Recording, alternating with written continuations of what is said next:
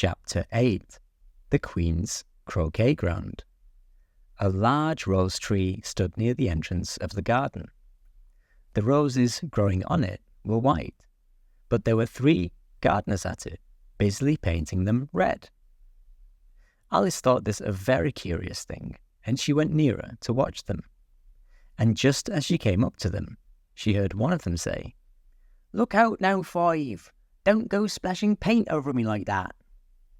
"I couldn't help it," said 5 in a sulky tone. "7 jagged me elbow."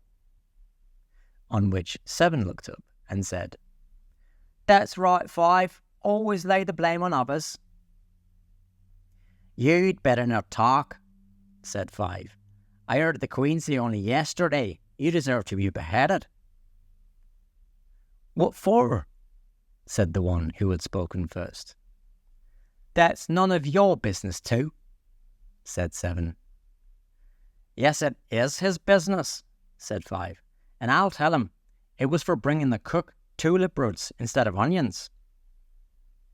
7 flung down his brush and had just begun. "Well, of all the unjust things," when his eye chanced to fall upon Alice, as she stood watching them, and he checked himself suddenly. The others looked round also, and all of them bowed low. "Would you tell me," said Alice, a little timidly, "why are you painting those roses?" 5 and 7 said nothing, but looked at 2. 2 began in a low voice. "Why, the fact is, you see, miss, this here ought to have been a red rose tree, and we put a white one in by mistake. And if the Queen was to find it out, we should all have our heads cut off, you know. So, you see, miss, we're doing our best, afore she comes to—" At this moment, 5, who had been anxiously looking across the garden, called out, "The Queen! The Queen!" And the 3 gardeners instantly threw themselves flat upon their faces. There was a sound of many footsteps, and Alice looked round, eager to see the Queen. First came 10 soldiers carrying clubs. These were all shaped like the 3 gardeners, oblong and flat, with their hands and feet at the corners. Next, the 10 courtiers. These were ornamented all over with diamonds, and walked 2 and 2 as the soldiers did. After these came the royal children. There were 10 of them, and the little dears came jumping merrily along, hand in hand, in couples. They were all ornamented with hearts. Next came the guests, mostly kings and queens, and among them Alice recognized the white rabbit. It was talking in a hurried, nervous manner, smiling at everything that was said, and went by without noticing her. Then followed the Knave of Hearts, carrying the king's crown on a crimson velvet cushion. And last of all this grand procession came the King and Queen of Hearts. Alice was rather doubtful whether she ought not to lie down on her face like the 3 gardeners, but she could not remember ever having heard of such a rule at processions. And besides, what would be the use of a procession, thought she, if people had all to lie down upon their faces so that they couldn't see it? So she stood still where she was and waited. When the procession came opposite to Alice, they all stopped and looked at her. And the Queen said severely, "Who is this?" She said it to the Knave of Hearts, who only bowed and smiled in reply. "Idiot!" said the Queen, tossing her head impatiently, and turning to Alice, she went on. "What's your name, child?" "My name is Alice, so please your Majesty," said Alice very politely, but she added to herself, "Why, they're only a pack of cards, after all. I needn't be afraid of them." "And who are these?" said the Queen, pointing to the 3 gardeners who were lying round the rose tree. For, you see, as they were lying on their faces, and the pattern of their backs was the same as the rest of the pack, she could not tell whether they were gardeners, or soldiers, or courtiers, or 3 of her own children. "How should I know?" said Alice, surprised at her own courage. "It's no business of mine." The Queen turned crimson with fury, and, after glaring at her for a moment like a wild beast, screamed, "Off with her head! Off!" "Nonsense," said Alice, very loudly and decidedly, and the Queen was silent. The King laid his hand upon her arm and timidly said, "Consider, my dear, she is only a child." The Queen turned angrily away from him and said to the knave, "Turn them over." The knave did so, very carefully, with one foot. "Get up," said the Queen in a shrill, loud voice, and the 3 gardeners instantly jumped up and began bowing to the King, the Queen, the royal children, and everybody else. "Leave off that," screamed the Queen.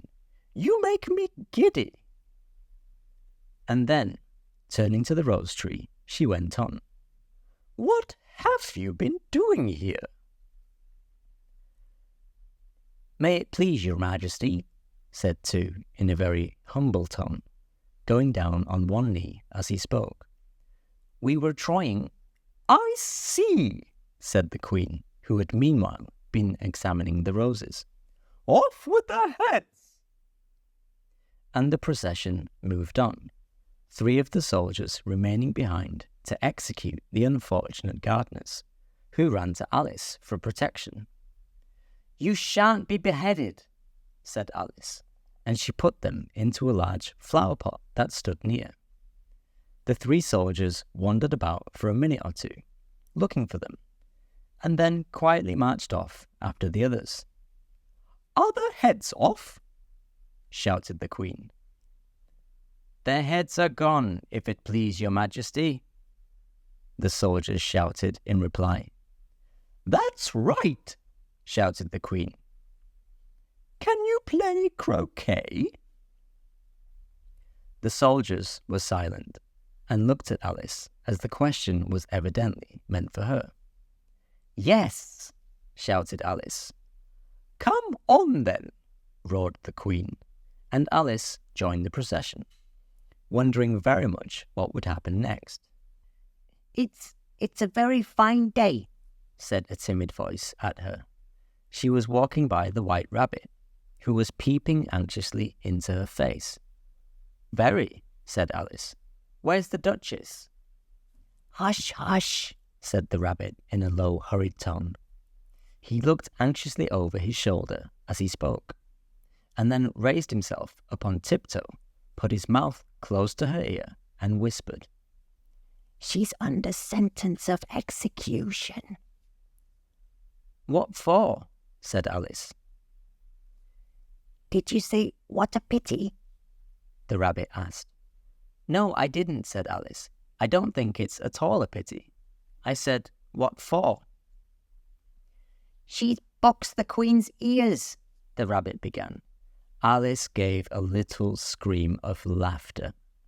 "Oh, hush," the Rabbit whispered in a frightened tone. "The Queen will hear you. You see, she came rather late, and the Queen said—" "Get to your places," shouted the Queen in a voice of thunder, and people began running about in all directions, tumbling up against each other. However, they got settled down in a minute or 2, and the game began. Alice thought she had never seen such a curious croquet ground in her life. It was all ridges and furrows. The balls were live hedgehogs, the mallets live flamingos, and the soldiers had to double themselves up and to stand on their heads and feet to make the arches. The chief difficulty Alice found at first was in managing her flamingo. She succeeded in getting its body tucked away comfortably enough under her arm, with its legs hanging down, but generally, just as she had got its neck nicely straightened out and was going to give the hedgehog a blow with its head, it would twist itself around and look up in her face, with such a puzzled expression that she could not help bursting out laughing. And when she had got its head down, it was going to begin again. It was very provoking to find that the hedgehog had unrolled itself and was in the act of crawling away. Besides all this, there was generally a ridge or furrow in the way wherever she wanted to send the hedgehog to. And as the doubled-up soldiers were always getting up and walking off to other parts of the ground, Alice soon came to the conclusion that it was a very difficult game indeed. The players all played at once without waiting for turns, quarrelling all the while and fighting for the hedgehogs. And in a very short time, the queen was in a furious passion and went stamping about and shouting, "Off with his head! Or off with her head!" about once in a minute. Alice began to feel very uneasy. To be sure, she had not as yet had any dispute with the queen, but she knew that it might happen any minute. And then, thought she, what would become of me? They're dreadfully fond of beheading people here.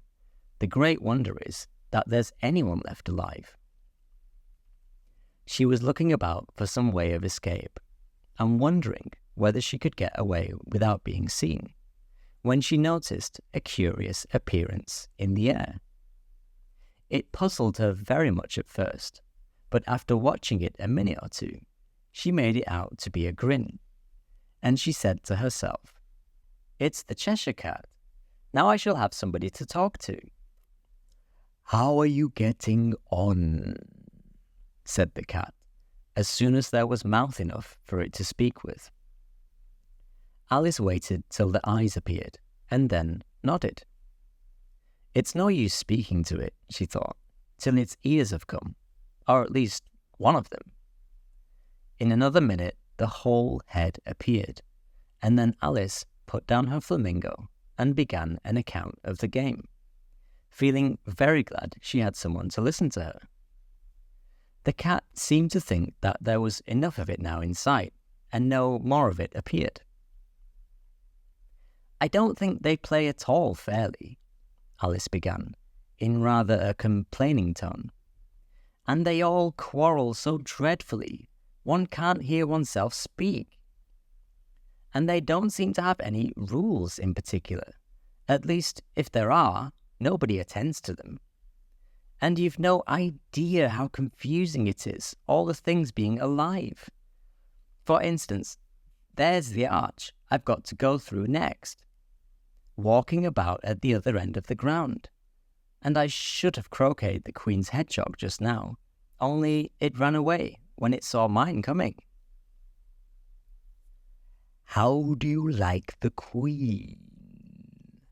said the cat in a low voice. "Not at all," said Alice. "She's so extremely—" Just then she noticed that the queen was close behind her, listening. So she went on. "Likely to win. That it's hardly worthwhile finishing the game." The queen smiled and passed on. "Who are you talking to?" said the king, going up to Alice and looking at the cat's head with great curiosity. "It's a friend of mine, a Cheshire Cat," said Alice. "Allow me to introduce it." "I don't like the look of it at all," said the king. "However, it may kiss my hand if it likes." "I'd rather not," the cat remarked. "Don't be impertinent," said the king, "and don't look at me like that." He got behind Alice as he spoke. "A cat may look at a king," said Alice. "I've read that in some book, but I don't remember where." "Well, it must be removed," said the king very decidedly, and he called the queen, who was passing at the moment. My dear, I wish you would have this cat removed. The Queen had only one way of settling all difficulties, great or small. "Off with his head," she said, without even looking round. "I'll fetch the executioner myself," said the King eagerly, and he hurried off. Alice thought she might as well go back and see how the game was going on, and she heard the Queen's voice in the distance screaming with passion. She had already heard her sentence 3 of the players to be executed for having missed their turns, and she did not like the look of things at all, as the game was in such confusion that she never knew whether it was her turn or not. So she went in search of her hedgehog. The hedgehog was engaged in a fight with another hedgehog, which seemed to Alice an excellent opportunity for croqueting one of them with the other. The only difficulty was that her flamingo was gone across to the other side of the garden, where Alice could see it trying in a helpless sort of way to fly up into a tree. By the time she had caught the flamingo and brought it back, the fight was over, and both the hedgehogs were out of sight. But it doesn't matter much, thought Alice, as all the archers are gone from this side of the ground. So she tucked it away under her arm that it might not escape again, and went back for a little more conversation with her friend. When she got back to the Cheshire Cat, she was surprised to find quite a large crowd collected around it. There was a dispute going on between the executioner, the King, and the Queen, who were all talking at once while all the rest were quite silent and looked very uncomfortable. The moment Alice appeared, she was appealed to by all 3 to settle the question, and they repeated their arguments to her.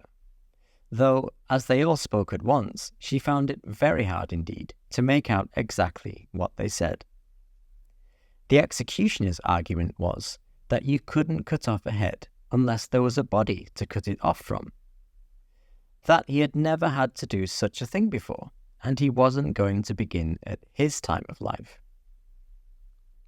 The King's argument was that anything that had a head could be beheaded, and that you weren't to talk nonsense. The Queen's argument was that if something wasn't done about it in less than no time, she'd have everybody executed all round. It was this last remark that had made the whole party look so grave and anxious. Alice could think of nothing else to say but, "It belongs to the Duchess. You'd better ask her about it." "She's in prison," the Queen said to the executioner. "Fetch her here." And the executioner went off like an arrow.